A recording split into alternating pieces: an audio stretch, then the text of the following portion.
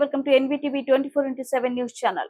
తెలంగాణ రాష్ట్రంలో ప్రజా పాలన అందిస్తున్న సీఎం రేవంత్ రెడ్డి మంత్రివర్గ విస్తరణ చేపట్టి సమర్థవంతుడైన ప్రజా నాయకుడు కోమటిరెడ్డి రాజగోపాల్ రెడ్డికి మంత్రివర్గంలో స్థానం కల్పించేలా ఆశీర్వదించాలని కలియుగ దైవమైన శ్రీ వెంకటేశ్వర స్వామిని Telangana municipal chamber chairman Venkatareddy Rajareddy వేడుకోవడం జరిగింది. గురువారం ఈ మేరకు కుటుంబ సభ్యులతో కలిసి కాలినడకన తిరుమలకు చేరుకుని దేవుని దర్శించుకుని ప్రార్థించడం జరిగింది. అనంతరం తిరుమలలో మీడియాతో ఆయన మాట్లాడుతూ తెలంగాణ రాష్ట్రంలో కాంగ్రెస్ అధికారంలోకి రావడానికి అసెంబ్లీ పార్లమెంట్ ఎన్నికలు బలమైన ముద్ర వేసిన కోమటిరెడ్డి రాజగోపాల్ రెడ్డికి మంత్రివర్గం సమీకరణలో పేర కులాలు మతాలు బంధుత్వాలతో ప్రమేయం లేకుండా రాష్ట్ర మంత్రివర్గంలోకి తీసుకునేలా దీవించాలని దేవుని కోరారు.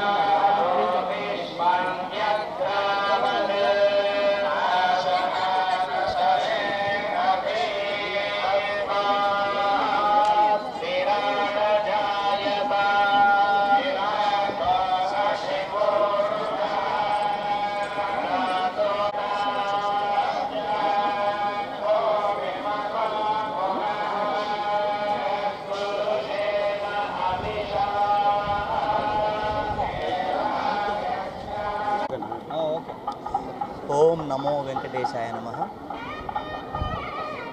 తెలంగాణ రాష్ట్రంలో మంచి ప్రజాపాలనని అందిస్తున్నటువంటి సీఎం రేవంత్ రెడ్డి గారి నాయకత్వంలో ఈరోజు ప్రజారంజక పాలన కొనసాగుతూ ఉంది. సీఎం రేవంత్ రెడ్డి గారు సత్వరం మంత్రివర్గ విస్తరణ చేసి సమర్థవంతమైనటువంటి ప్రజానాయకుడు కోమటిరెడ్డి రాజగోపాల్ రెడ్డి గారిని మంత్రివర్గంలో తీసుకునేలా ఆశీర్వదించాలని కలియుగ దైవమైనటువంటి శ్రీ వెంకటేశ్వర స్వామిని వేడుకోవడం జరిగింది. కుటుంబ సమేతంగా మెట్ల మార్గం ద్వారా స్వామివారిని దర్శించుకున్నాం. తెలంగాణ రాష్ట్రంలో అధికారులకు రావడానికి అసెంబ్లీ పార్లమెంట్ ఎన్నికల్లో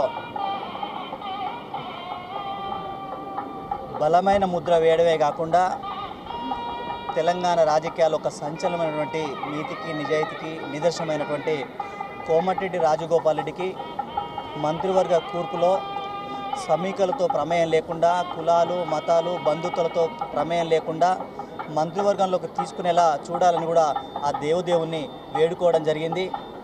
దీనివల్ల తెలంగాణ రాష్ట్రంలో మరో 10 ఏళ్ల పాటు కాంగ్రెస్ ప్రభుత్వం అధికారంలోకి ఉండే అవకాశం ఉంది, ఎలాంటి ఒడిదొడుకులు లేకుండా అనే విషయాన్ని కూడా ఈ సందర్భంగా దేవుని దగ్గర ప్రార్థించడం జరిగింది. అదేవిధంగా తెలంగాణతో పాటు ఆంధ్రప్రదేశ్ తెలుగు రాష్ట్రాల్లో కొలుదీరినటువంటి 2 ప్రభుత్వాలు సమన్వయంతో పనిచేసి తెలుగువారు అభివృద్ధి చెందే విధంగా ముందుకు సాగాలని, అభివృద్ధి పథంలో తెలుగు 2 రాష్ట్రాలు కూడా ముందుకు సాగేలా ప్రయత్నించాలని ఈ సందర్భంగా దేవుని కోరడం జరిగింది. నమస్కారం.